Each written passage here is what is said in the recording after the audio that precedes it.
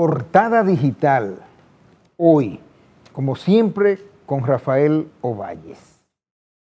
De inmediato paso a mi primera invitada porque vamos a tratar un tema de mucha preocupación y que está poco a poco tomando las portadas de los principales medios de comunicación, tanto los tradicionales periódicos como la televisión y también la radio, los comentarios. Es un tema de salud y es un tema endémico, es un tema que año tras año lo vemos. Debiéramos esperarlo de una manera ya más, con más armadura para que cada vez hiciera menos daño, pero ¿qué va? Ahora nuevamente el dengue con casos que van creciendo según el Ministerio de Salud Pública, que en los últimos días habló de 5,000 y pico de personas afectadas de dengue, pero muchos expertos y especialistas médicos hablan de que hay una epidemia y que se está escondiendo y que no quieren dar datos. Nuestra invitada es la doctora Clevi Pérez, reconocida infectóloga, y que vamos a agradecer su presencia, porque usted como la oficial de Portada Digital. Muy bien, muchas gracias Rafael y gracias por poder comunicarle a la gente cuál es la situación realmente que estamos viviendo ahora con respecto al dengue. ¿Cuál es esa situación? Estamos viviendo el dengue ciertamente, como ya mencionaba hace un momento, una enfermedad endémica, es decir, una enfermedad que siempre lo tenemos, pero que en este año y especialmente durante los últimos meses y muy especialmente las últimas semanas hemos tenido un incremento exponencial de los casos, ¿no? De pacientes con enfermedad febril que acuden a las consultas, que resultan muchos de ellos en internamientos también y que se le diagnostica dengue. Realmente estamos teniendo un año bastante complejo en este momento con dengue. Sí. Siempre es bueno recordar los síntomas y recordar quizá la primera alerta para las personas, sobre todo para los padres de niños, de infantes, que presenten cualquier tipo de esos síntomas, para que inmediatamente no lleven el niño y que cuando lo lleve ya sea tarde. Es muy importante porque muchos de los casos que vemos lamentablemente de deceso, de desenlace fatal, ha sido también por pérdida de tiempo, a veces de la persona, pero a veces del mismo sistema también. Bueno, y como los lugares están abarrotados, también a veces no consiguen la atención adecuada. Bueno, si usted, ya sea un niño o una persona adulta, desarrolla fiebre en este momento, una fiebre aguda, es decir, una fiebre nueva, que se acompaña generalmente de malestar, dolores corporales, de cabeza, de ojo, etcétera, pero sobre todo la fiebre, hay que poner dentro del primer diagnóstico posibilidad en este momento dengue. Podría ser otra cosa, obviamente, pero dengue en esta situación de hiperendemia, de epidemia que estamos realmente viviendo, de incremento exponencial de casos, pues eso es lo que hay que pensar. Entonces, el dengue es una enfermedad de fases, que tiene una primera fase febril, fiebre 3-5 días. Cuando cae la fiebre empieza lo que llamamos la fase crítica, que son esas 48-72 horas después que la fiebre cae. Y es muy importante que tome esto en cuenta, porque en otras enfermedades cuando ya la fiebre cede, pues usted dice, bueno, ya se curó, está sanando, se está en resolución. Pero las personas también entienden que cuando la fiebre baja en el dengue, es que sanó, y entonces ahí es que hay... Exacto, ahí es que está el problema, sí, porque Rafael. Ahí viene la crisis, como ahí usted está bien el dice. problema, exactamente. Esa es la fase crítica, esa es la fase donde fluidos pueden ir desde los vasos sanguíneos hacia el pulmón, hacia el abdomen, donde la sangre se puede quedar concentrada, es decir, que se torna más espesa y puede haber datos incluso de falla circulatoria y puede haber incluso un descenso muy importante de las plaquetas, haber sangrado. Es durante ese momento después que la fiebre cede, o sea, que porque su niño haya dejado de hacer fiebre 3-4 días después no significa que usted no debe acudir y no debe hacer el seguimiento, porque a veces incluso se diagnostica dengue, pero se pierde el seguimiento. Dicen, no, se le quitó la fiebre, ya no lo voy a continuar llevando, y le dejan de hacer el hemograma y de vigilar los signos de alerta.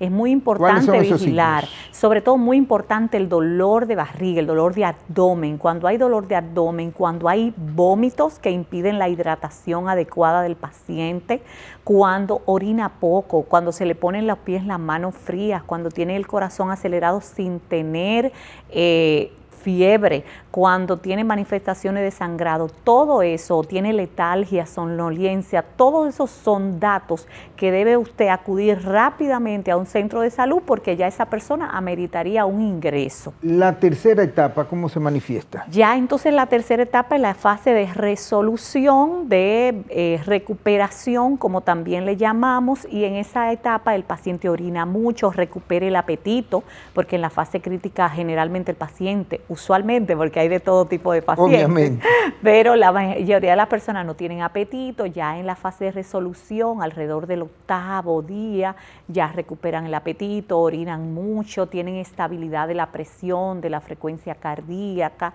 y realmente entran en una etapa de recuperación donde aumentan los glóbulos blancos, aumentan las plaquetas y vuelven hacia la normalidad. No sé cómo hacerte la pregunta, pero tiene que ver directamente con las plaquetas. Hay personas que incluso cualquier niño presenta un síntoma febril, van y le hacen un análisis, entonces las plaquetas se mantienen alta o baja y entonces ellos piensan, toman decisiones sin ir al médico, pero la plaqueta no es lo decisivo ahora. Así es, de hecho es una pregunta muy importante porque lleva a confusión y a un a tomas de malas decisiones por parte de los padres y cuidadores y de los pacientes adultos también.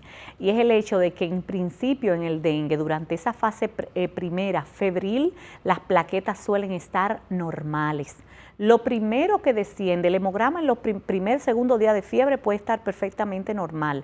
La primera alteración que se ve en el hemograma es la caída de los glóbulos blancos, o sea, suele haber leucopenia. Primero. Y luego entonces, días después, alrededor 4º, 5º día, es que empiezan a bajar significativamente las plaquetas, sobre todo cuando cede la fiebre. Entonces, justamente ahí, en el momento en que más bajan, es que la gente a veces deja de darse el seguimiento porque entiende que todo está bien.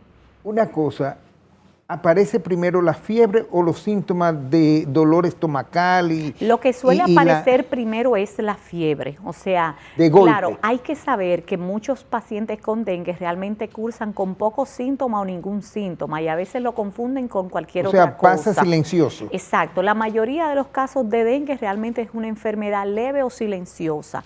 Ya en la parte media, digamos, están los pacientes que sí que tienen síntomas, pero que no son severos. Y la minoría son los casos severos. El problema es que cuando tenemos tantos casos como ahora, aún la minoría que sea severo, pues ya complica los sistemas de salud, como tenemos ahora una sobrecarga de las emergencias y de los internamientos por dengue. Es realmente que hay un congestionamiento, por ejemplo, al extremo de que hospitales y clínicas no pueden recibir más pacientes porque están repletos, o sea, de internamientos. Sí, tanto donde yo trabajo como en otros lugares que me han comentado colegas, sí están reportando que tienen la mayoría de las habitaciones ocupadas por pacientes con dengue y que se ven en la necesidad de referir. Claro, esto no es en todas las provincias, pero en lugares como el Gran Santo Domingo estamos teniendo un congestionamiento de los hospitales y de las clínicas privadas también. ¿Dónde usted trabaja? Por ejemplo, ¿dónde está ese congestionamiento? ¿En el Por ejemplo, hospital? Yo trabajo aquí en Clínica Abreu, ¿verdad? Entonces, sí,